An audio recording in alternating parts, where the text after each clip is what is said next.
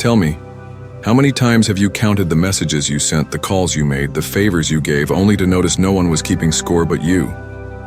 Funny, isn't it? You were tallying loyalty while they were counting opportunities to use you. Machiavelli warned, men are ungrateful, fickle, liars by nature.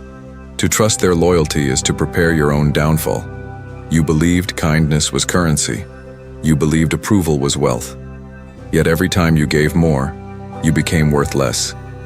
Every word you spent, every truth you confessed, every desperate attempt to be loved, it all made you disposable. Machiavelli never preached kindness. He preached control. He never trusted affection, for affection dies faster than fire and rain. He trusted calculation, cold presence, silent power. To Machiavelli, silence was sharper than any response. To Machiavelli, presence was power and absence was terror. So here is the first law of dangerous confidence. Stop counting how much you give and start counting how much you withhold. That is where strength begins, and once you grasp this, the mask of power awaits. Tell me, have you ever counted how many times you said the phrase, "I'm just being honest," only to watch honesty strip you bare and hand someone else the knife? Strange, isn't it? You believed truth would protect you, yet every time you revealed it, someone else gained leverage. Machiavelli warned against such innocence. He wrote that men are deceived more easily by appearances than by reality. Why? Because appearances can be shaped, polished, dressed in light. Reality is ugly, raw, and unwanted. People do not want the naked truth. They want the dressed illusion. And so power, real power, is never raw. It is masked. A mask does not mean weakness. A mask is not cowardice. A mask is weapon, crown, and armor, combined. The king does not reveal his rage before the crowd. The general does not reveal his fear before his army. The dangerous man does not reveal his desperation before his enemy. The mask is the first shield in war, and the first dagger of control. Think carefully. How often have you shown too much? How often have you confessed every storm raging inside you, believing it would bring closeness? Yet closeness killed the mystery. Your storm was no longer feared. It was mocked. To Machiavelli, this was never mercy. It was miscalculation. Consider the metaphor of the mask as crown. A crown is not heavy because of its gold. It is heavy because of its meaning. It forces posture, discipline, restraint. The mask works the same. To wear it properly is to act above the chaos beneath you. It disciplines your face, your tone, your silence. Behind the mask you may rage like fire, but before the world, you remain calm stone. And what of the mask as armor? Every insult bounces off it. Every attempt to draw your weakness finds no entry point. Without a mask, people pierce you easily. With it, they strike shadows. They see only what you allow. But here is the sharper truth. The mask is not only protection, it is deception. It misleads, it seduces, it convinces them of one story while you act out another. In politics, in love, in war, the one who controls perception controls the outcome. Think of history's rulers. They smiled in public while plotting in shadows. They gave sermons of mercy while preparing executions. They wore holiness like perfume, while their hands dripped with ambition. To Machiavelli, this was not hypocrisy, it was strategy, because truth is useful only when it serves power. You see, the obsession with authenticity is a modern weakness. You are told to be real, to show your heart, to express everything. But raw authenticity is suicide. The man who shows every card is not noble. He is predictable. The woman who reveals every thought is not pure. She is vulnerable. Authenticity without strategy is nothing but self-betrayal. Dangerous confidence begins not in giving yourself away, but in sculpting what others see. Not spilling your storms into the world, but letting the mask display calm skies. The world respects composure, not chaos. Ask yourself, why does a throne sit above the crowd? Why is the king elevated? It is not simply architecture. It is symbolism. Distance creates awe, mystery breeds fear. A ruler seen too closely becomes ordinary. The mask creates the same height, the same distance, the same aura. And so the mask is not a lie, it is a stage, it is theater. It is control over the story told about you. When you bleed emotions into the world, you give them weapons. When you sculpt perception, you hand yourself the crown. Now imagine two men. One is honest, bare, loud with his feelings. He burns like fire, uncontrolled, exhausting himself. The other wears silence, wears calm, wears the mask. His fire burns hidden, contained, strategic. Which one unsettles you more? Which one leaves you guessing? Which one holds dangerous confidence? Machiavelli would tell you, the second. Always. The second. The mask does not suffocate your truth. It refines it. It decides what to reveal, what to hide, and when to strike. It forces you to become deliberate. No wasted words. No wasted storms. No wasted honesty. This is the paradox. Only by hiding yourself do you begin to command yourself. Only by concealing emotion do you master emotion. Only by sculpting perception do you control reality. So you must stop asking whether masks are moral. Morality is irrelevant to power. You must stop asking whether masks are authentic. Authenticity is irrelevant to control. Ask instead, does the mask protect me? Does it elevate me? Does it sharpen me? Because if the answer is yes, then the mask is not weakness, it is sovereignty. The raw man bleeds in the street. The masked man walks above it. Here, then, is the second law of dangerous confidence.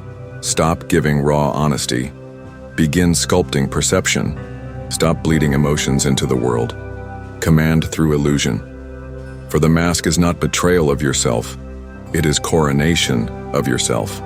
Tell me, how many arguments have you started, counted, and replayed in your head, thinking if only you explained better, they would finally understand? Yet notice, the more you explained, the less they respected you.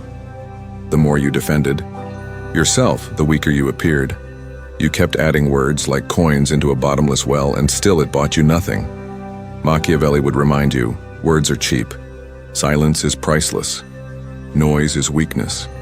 Every unnecessary explanation, every defensive phrase, every outburst is a confession of fragility. To speak endlessly is to show that you cannot endure tension. To rush to justify yourself is to admit that their judgment rules you. But silence unsettles. Silence makes them lean forward. Silence forces them to count their own mistakes, replay their own fears, and question their own moves. Silence is not emptiness. It is the storm before lightning.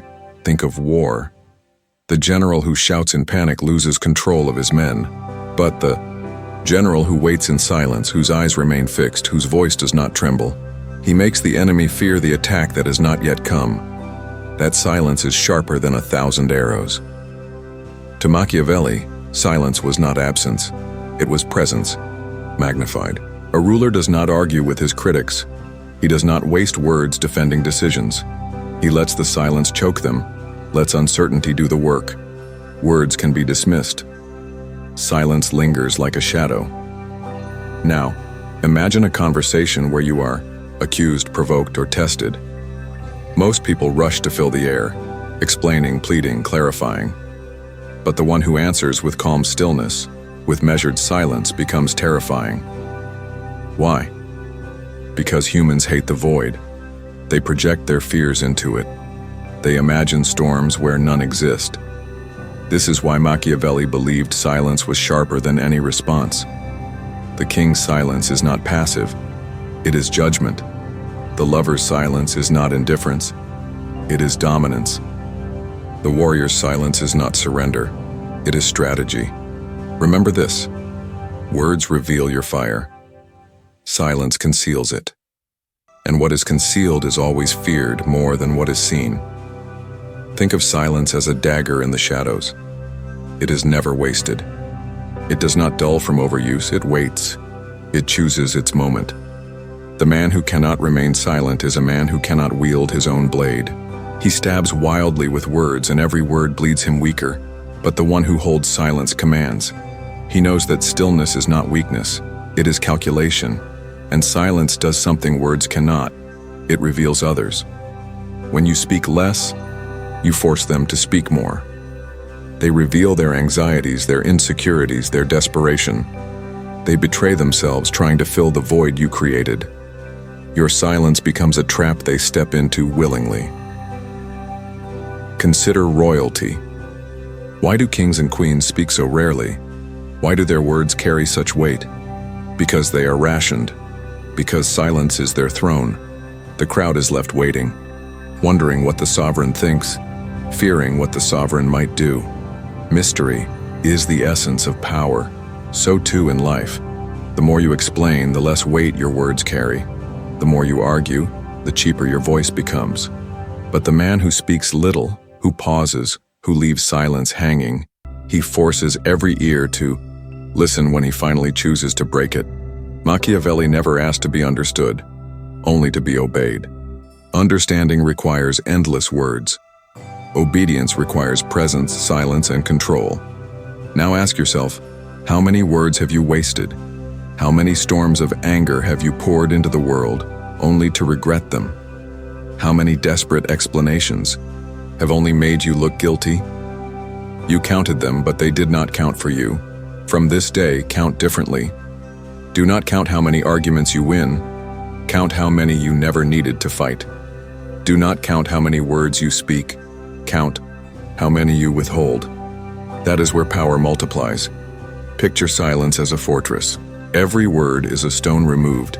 Every explanation a crack in the wall. The man who guards his silence builds towers no storm can breach. The man who cannot stay quiet dismantles his own defenses brick by brick. Silence is also fire. Not fire that burns openly, but fire smoldering beneath ash, unseen yet alive. The fire they suspect but cannot prove terrifies more than the fire they see. People do not fear what is visible. They fear what might erupt when the silence finally breaks. So here is the lesson.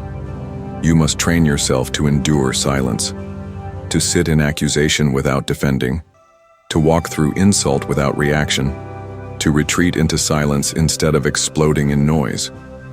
At first it will feel unnatural. Your body will itch to speak, to explain, to justify. But in time, that stillness becomes your weapon, because dangerous confidence does not shout.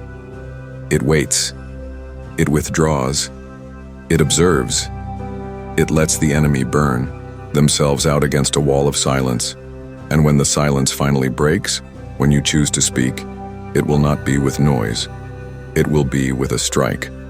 A few words, sharp as daggers, spoken with calm weight. That is how silence becomes power. So remember this. Words may win moments, but silence wins wars. This is the third law of dangerous confidence. Stop chasing closure. Stop defending yourself. Stop filling the air with explanations. Master silence. Let them wonder. Let them fear. Let them count their own mistakes in the void you leave. For Machiavelli believed silence was sharper than any response, and so should you. Tell me, how many times have you tried to stay close, counting every reply, every visit, every hour given, believing that more presence would secure respect? And yet, the closer you came, the less they valued you. The more you offered yourself, the more invisible you became. Machiavelli would have laughed at this mistake. He understood a cruel truth. Familiarity destroys reverence. Constant presence is not strength. It is hunger disguised as love. Think of the king. Why does he stand on a balcony above the crowd? Why is he separated by guards, by walls, by distance? Because distance creates height. The theater of power demands that he is seen but not touched, admired but not reached. His very inaccessibility is his crown. And yet you, so desperate to be known, so eager to be loved, have torn down your own balcony. You have invited the crowd into your chambers. You have made yourself common, and what is common is never respected. To Machiavelli, absence was not weakness, it was theater. Withdrawal was not neglect, it was calculation. When you vanish, you become the unanswered question. When you retreat, you become the rumor in the hall. When you withhold your presence, You teach others to measure its weight. Consider the stars. They shine not because they burn brighter than fire on earth, but because they are distant, unreachable, eternal in their separation. It is distance that makes them holy. Bring a star too close, and it is nothing but fire and ash. So it is with you. When you are always available, always seen, always explaining, you suffocate their imagination.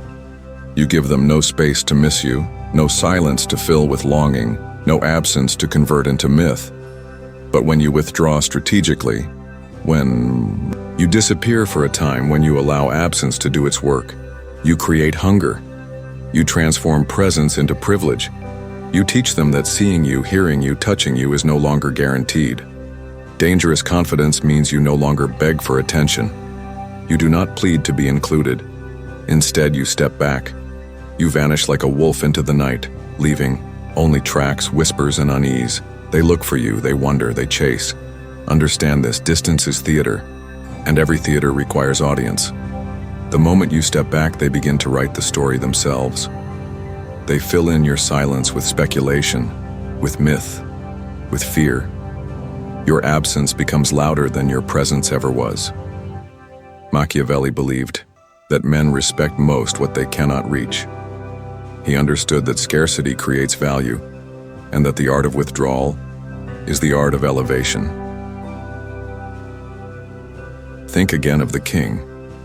If he stood daily in the marketplace, chatting like a merchant, would the crowd still kneel? If the general joined every soldier in gossip, would they still obey his command? If the ruler became familiar, he would be forgotten. The same is true for you. In love, in friendship, in ambition, become too familiar, and you become replaceable. Make yourself rare, and you become unforgettable. Now ask yourself, how many hours have you wasted proving your loyalty? How many times have you suffocated relationships with overexposure? How many chances did you kill by refusing to step back? You counted them, but they did not count for you. It is time to count differently. Count not the hours you give, but the hours you withhold. Count not the words you speak, but the silences you leave. Count not the times you showed up, but the times you vanished and made your absence felt like fire in the room. Absence is not emptiness. It is power concentrated. Absence is not abandonment, it is stagecraft. It is how you make others bend toward you, waiting, wondering, fearing that you may never return. Think of a storm. When rain falls daily, it is nuisance. But when clouds gather after long silence, when thunder finally cracks the sky, the world trembles. Distance creates the storm. So here's your theater. Appear less, and when you do, appear like lightning. Speak less, and when you do, speak like thunder.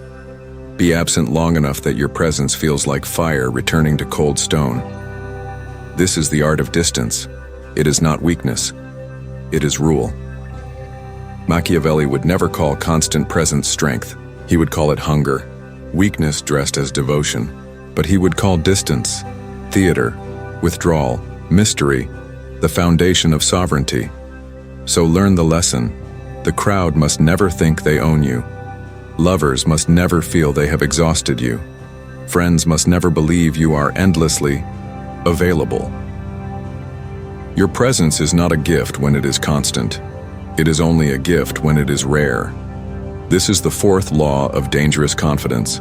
Stop suffocating with presence. Begin to vanish strategically. Withdraw into silence. Reappear like fire. For it is not your nearness that will crown you, but your distance.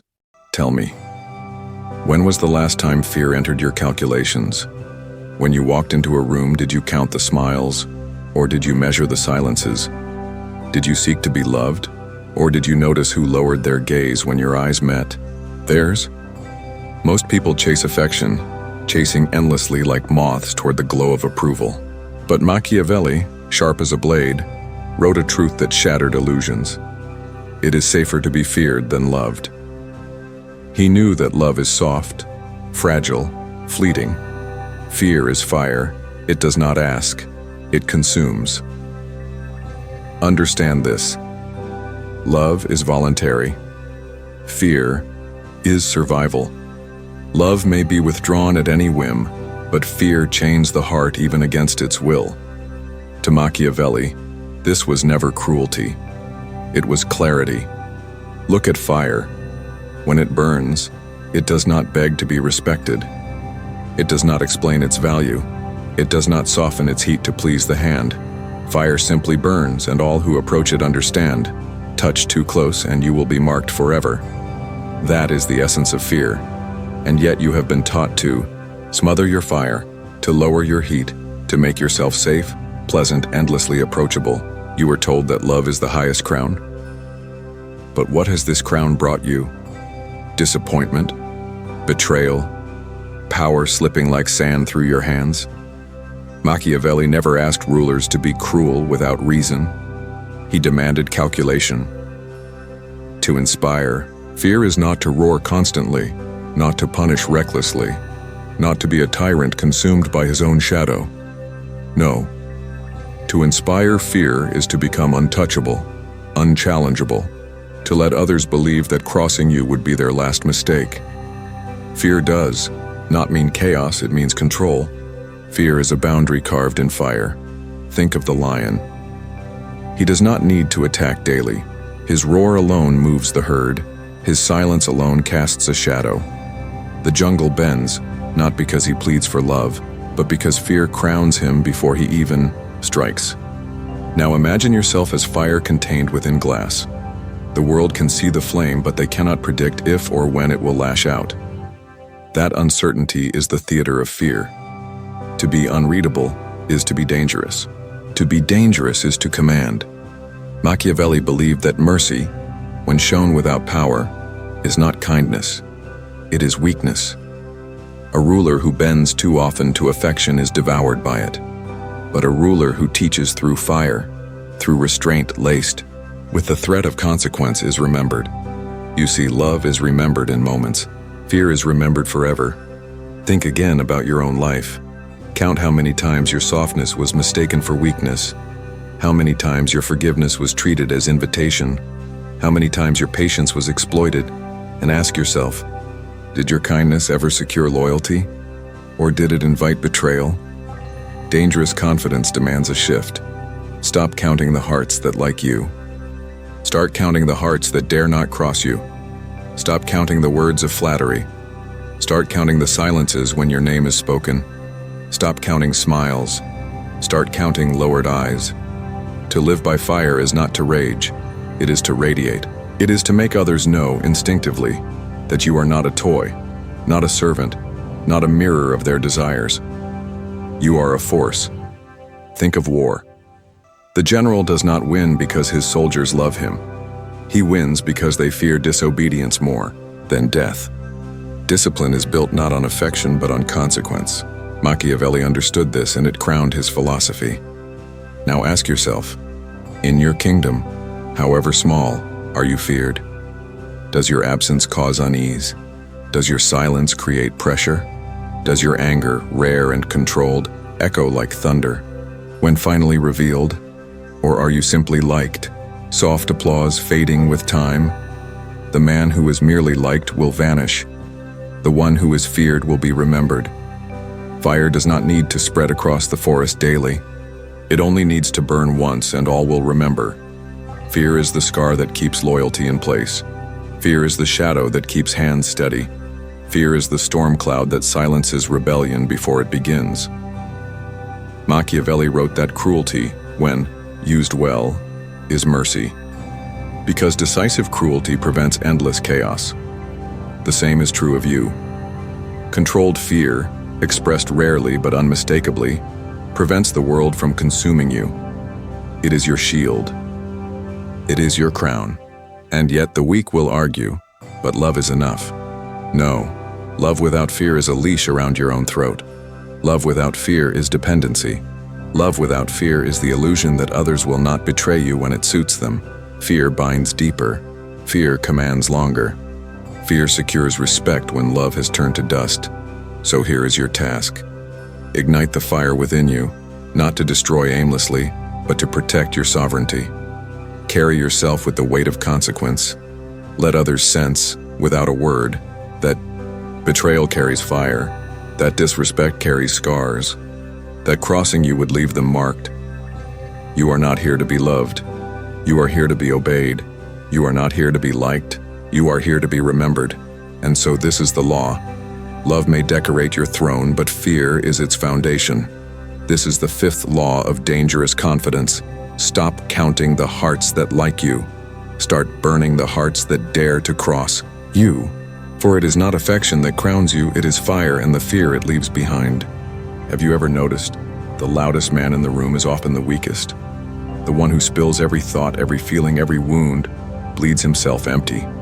And the silent one, the one who says almost nothing, controls the room without lifting a finger. Machiavelli understood this. He believed that silence was louder than words, sharper than arguments, and deadlier than confession. To him, the tongue was a traitor, revealing weakness, exposing intent, making rulers predictable. Silence, however, was armor. Silence was a blade hidden in the dark. Consider war. The enemy who broadcasts his strategy is already half defeated. But the commander who conceals his plan, who lets the opponent swing blindly at shadows, wins before the first arrow flies. The same law governs human dealings. People cannot fight what they cannot read. Your world teaches you to share, to confess, to pour out your soul in the name of honesty. But every word you give is a weapon in someone else's hand. Every confession is an arrow aimed at your own chest. The one who speaks less bleeds less. The one who listens more learns more. Think of silence as a mask that forces others to project, to imagine, to question. Your silence becomes their storm. They wonder, what does he think? What does he want? What will he do? Their uncertainty feeds your power. Machiavelli never asked to be understood, only to be obeyed. And silence makes obedience inevitable, because the unknown is always more feared than the known. Picture yourself as a fortress. Every word is a gate. Every confession is an opening. The more you speak, the more entrances you create for enemies to storm your walls. But the fortress of silence has only one door, guarded, locked, impenetrable. Few can ever enter. None can ever conquer. And yet silence is not emptiness. It is calculation. It is waiting for the right moment to strike. It is the pause before the fire. It is the shadow before the thunder. Silence, when controlled, builds pressure. It suffocates without violence. It makes others trip over their own need to fill the void. The weak rush to explain themselves. The powerful never do. The weak beg to be understood. The powerful allow mystery to do their speaking. Silence unsettles. It shifts the burden. In negotiation, the silent man forces the other to overspeak, to reveal too much. In conflict, the silent presence is more terrifying than a shouted threat. In relationships, silence drives curiosity, even obsession. The absence of words is often louder than any declaration. Machiavelli wrote, "Truth is useful only when it serves power." So ask yourself, does your speech serve your power, or does it scatter it into the hands of others? Does your honesty make you stronger, or does it strip you naked before those who wait to exploit it? Dangerous confidence does not chatter. It does not explain. It does not justify. It commands with silence, letting others feel the weight of presence without the waste of words. Look at shadows. They move silently, but they terrify the traveler who senses them. Look at storms. The silence before thunder is more haunting than the thunder itself. Look at kings. The most feared are often those who speak the least, for their words, rare and deliberate, strike like arrows when finally released. And so your task is simple. Withdraw your tongue. Guard your thoughts. Let others speak themselves into weakness. Let them try to interpret the storm behind your eyes. Let your silence choke their certainty. Because silence is not absence. It is strategy. It is the stillness of the predator before the kill. It is the waiting fire, unseen but undeniable. This is the sixth law of dangerous confidence. Speak less than necessary. Reveal nothing without purpose. Command through silence, and you will be obeyed without question. Let me ask you a question. Who do you really trust? The friend who swears loyalty? The lover who promises forever? The ally who says they will never turn against you? Machiavelli would laugh at such faith. He knew the human heart bends like a reed in the wind, changing direction at the slightest shift in power, advantage, or survival. He understood that betrayal is not an accident. It is a currency, traded, exchanged, bought, and sold. And the one who refuses to see this truth walks blindly into his own ruin. The world whispers about loyalty as if it were gold, but gold is rare, and loyalty rarer still. What exists in abundance is betrayal. Betrayal feeds kingdoms, builds empires, and topples rulers. Every throne has been reached not only by loyalty gained, but by betrayal weaponized. Machiavelli wrote that rulers must never rely on the goodwill of men. It will always dissolve under pressure. He argued that fear is a safer bond than love, for love is broken in an instant while fear clings even in silence. To Machiavelli, betrayal was not an anomaly. It was the natural order of power. Think of betrayal as fire. It can destroy you. Yes, but if you control it, it can light your path. You cannot abolish betrayal. You cannot dream it away. You must learn to use it, to feed on it, to turn it against those who believe themselves cunning. Consider the chessboard. Every piece will betray another if the game demands it. Pawns are sacrificed. Knights die to protect the king. Alliances are temporary. Promises are tools. This is not cruelty. It is survival. The same law governs your life. Friends betray when it profits them. Lovers betray when their desire shifts. Even blood betrays when power is at stake. To deny this is to live in a fairy tale.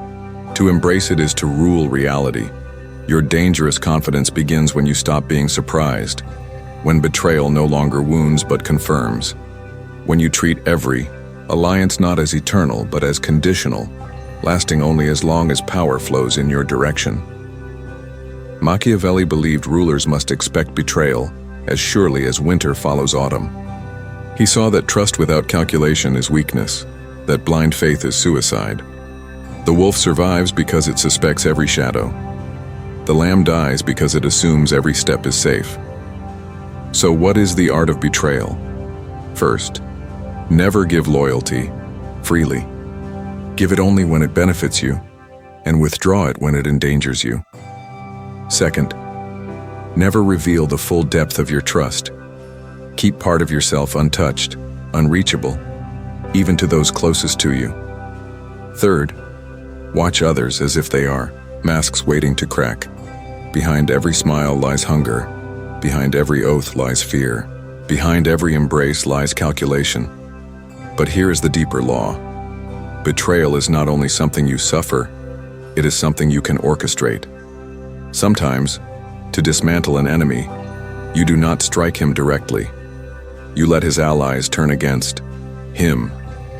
You plant doubt, suspicion, envy. You let him be devoured not by your sword, but by the knives of those he trusted.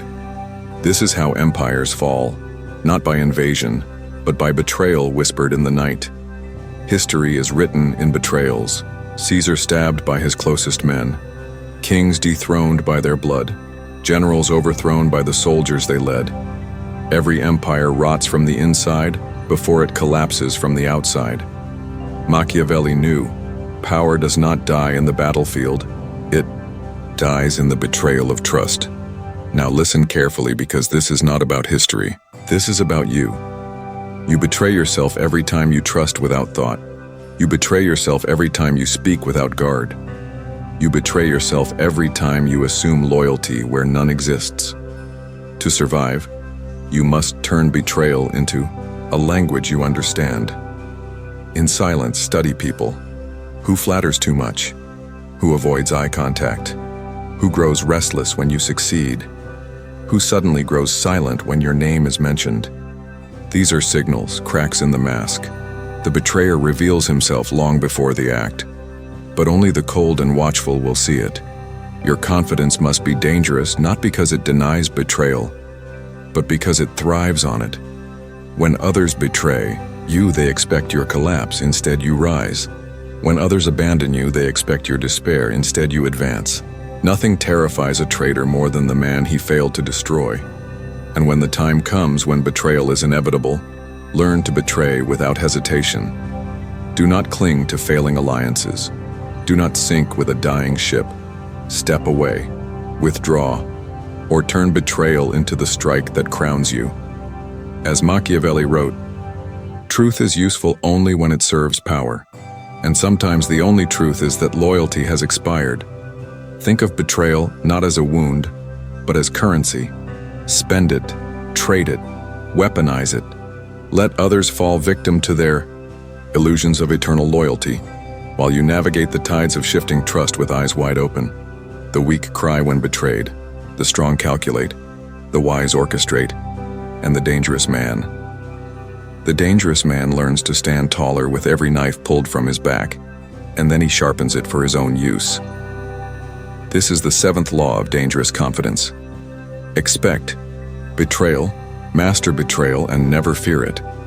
For betrayal is not the end of power, it is the raw material from which power is forged. Tell me, what do you think power looks like in its purest form? A golden throne? A crown of jewels? A nation bending its knee? Machiavelli would smirk at such illusions. Power is never the throne. Power is never the crown. Power is the silence that makes men bow without understanding why. Power is the invisible chain that holds them long after they believe themselves free. This, then, is the final lesson. The crown is not worn on the head. It is worn in perception, in fear, in the mythology you weave around your presence. The king is not king because of gold. He is king because men believe he cannot be replaced.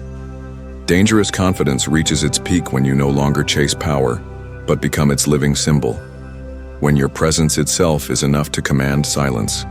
When others move carefully in your shadow, not because you force them to, but because they dare not imagine the world without you. Machiavelli wrote that rulers must build not only armies, but illusions. The image of strength is often more decisive than strength itself. A weak man who appears invincible will rule longer than a strong man who appears uncertain. To Machiavelli, the crown was never metal. It was perception hardened into obedience. So, ask yourself, what is your crown made of? Is it the respect you demand, the fear you inspire, the mystery you maintain? Or have you surrendered your crown to the opinions of others, letting them shape you into something soft, harmless, forgettable?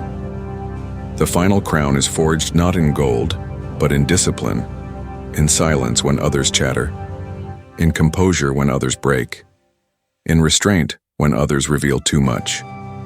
It is built in the art of presence, the ability to say little, yet command much. To move rarely, yet shift everything when you do. Remember, kings are not remembered for their honesty, they are remembered for their aura. Caesar inspired fear not because he shouted, but because his silence was heavier than a speech. Napoleon bent nations not only through war, but through the sheer inevitability of his ambition. These men understood the crown was not given. It was seized in the minds of others, worn invisibly long before it glittered on their heads. And so dangerous confidence is not loud. It is not desperate. It is not the man begging to be seen. It is the man others cannot stop watching. The man whose stillness is more terrifying than another man's rage. The man who controls not by demanding attention, but by being the gravitational center others cannot escape. This is the crown, the power to bend reality without raising your voice. But here lies the paradox. If you cling to the crown too tightly, you will lose it. Machiavelli believed rulers must appear both loved and feared, both human and untouchable. The moment you are only feared, rebellion brews. The moment you are only loved, weakness spreads. The crown survives through balance, a mask of humanity hiding an unbreakable core of control. Do not confuse the crown with applause. Applause fades. Do not confuse it with wealth. Wealth shifts hands. Do not confuse it with titles. Titles crumble. The true crown is the myth of inevitability, that you are unshakable, irreplaceable, inevitable. Once people believe that, their loyalty ceases to matter, their betrayal ceases to matter. Even their rebellion becomes meaningless, for you no longer rule through their choice, you rule through their belief. Machiavelli wrote, "Men sooner forget the death of their father than the loss of their inheritance." Understand this. Men cling not to loyalty, but to survival. The crown then is survival made flesh. To them you are the sun they orbit, the fortress they cannot scale, the storm they cannot resist. And so they bow, not to you, but to the inevitability of your power. But what about you? How do you wear this final crown? By becoming ruthless in discipline, by refusing to show the storms inside you, by silencing your need for validation, by controlling every gesture, every glance, every silence. The crown is not loud, it whispers. The crown does not prove, it radiates. Think of yourself as a shadowed monarch. The world sees only what you allow. Behind the mask is chaos, fire, calculation, but the mask never cracks. Behind your silence is a storm, but the silence holds. This is the highest form of dangerous confidence, not to fight for the crown, but to become the crown itself. Understand, the crown is not protection, it is a target. To wear it is to invite envy, hatred, betrayal. Every eye will look upward, waiting for you to stumble. That is why the final crown must be worn with cold detachment. You do not flinch under scrutiny. You do not shrink under attack. You let them strike, and when the dust clears, you are still standing. That is the crown the weak man begs to be trusted. The crowned man does not ask. He allows doubt to spread, envy to grow, betrayal to rise, and yet he remains untouchable. For power is not about being liked. It is not about being safe. It is about being unforgettable. And here at the end is the law. The final crown is not seized once. It must be seized every day. Every glance you allow, every silence you hold, every mask you wear, every betrayal you outlast. These are the jewels of your invisible crown. Lose discipline, and the crown falls. Maintain it, and the crown hardens into legend. So let this be the last weapon in your arsenal of dangerous confidence. Do not wear the crown for them. Wear it for yourself. Do not bend to applause or crumble under hatred. Do not reveal your storms. Do not betray your silence. Rule not by asking to be followed, but by becoming the axis around which others must revolve. Machiavelli never sought to be understood. He sought to be obeyed. And the man who wears the final crown does not need understanding. He needs only inevitability. This is the eighth and final law of dangerous confidence. The crown is not gold, it is perception. It is not worn on the head, it is worn in the mind. It is not given. It is seized, maintained, and never surrendered. And when you walk into the world with this crown invisible yet undeniable, they will bow, not because they choose to, not because you ask them to, but because they cannot do otherwise. And now, the circle closes. You have walked through the 7 gates of dangerous confidence, from silence to presence, to distance, to control, to patience, to shadow, and finally, to the crown. But understand this: the laws you have heard are not for comfort. They are not for the weak nor for those who seek applause. They are weapons, and like all weapons, they demand blood. You cannot pick and choose. You cannot practice these laws halfway. To walk this path is to burn the bridges of softness behind you, to live without the need to be understood, to master the theater of power until it consumes you, reshapes you, and crowns you. The world does not reward the loudest voice. It rewards the most disciplined silence. It does not honor the desperate. It obeys the inevitable. So as the final words echo, remember this truth. Do not seek to be liked. Do not beg to be chosen. Do not kneel for validation. Stand, withdraw. Command, endure, until your very presence bends reality itself. For in the end, the true crown cannot be stolen, cannot be gifted, cannot be destroyed. The true crown is you.